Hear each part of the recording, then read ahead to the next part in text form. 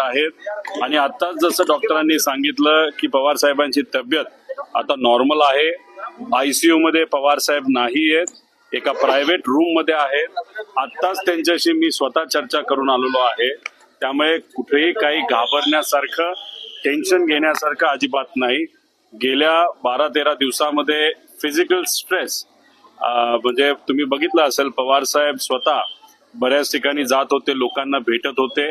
त्याच्यामुळे थोडासा स्ट्रेस आलाय आणि आपण ज्याला कंजेशन म्हणतो म्हणजे कफ, हा थोडासा काही प्रमाणात तिथं झालेला आहे.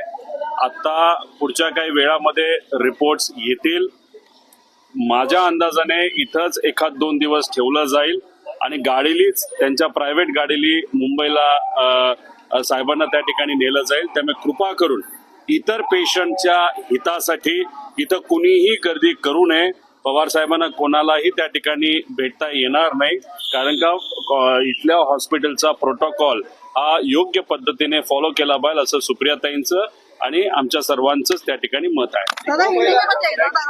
मुंबईला नेणार आहे का? मुंबईला कधी नेणार आहे दादा? देखो, पवार साहब की तबीयत अभी बहुत अच्छी है. उनके टेस्ट वहाँ पे किए गए हैं.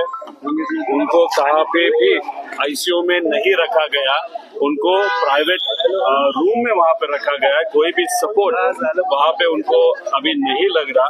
जब भी रिपोर्ट आएगा उसके बाद डिसाइड किया जाएगा कि उनको पूना में रखा जाएगा या मुंबई में रखा जाएगा. प्राइवेट व्हीकल से पवार साहब यहाँ पे आए हैं और सब कुछ नॉर्मल है. सब कार्यकर्ता को मैं विनती करता हूँ कि यहाँ पे जो हॉस्पिटल है, बहुत अदर पेशेंट्स यहाँ पे है, उनको तकलीफ न हो, इसीलिए कोई भी यहाँ पे मत आए. और कंटिन्यूअसली टाइम इंटरवल के बाद मैं खुद या सुप्रियाताई या डॉक्टर, कार्यकर्ता हो या तमाम महाराष्ट्र के लोग हो, उनको अपडेट देते ही जा रहे हैं.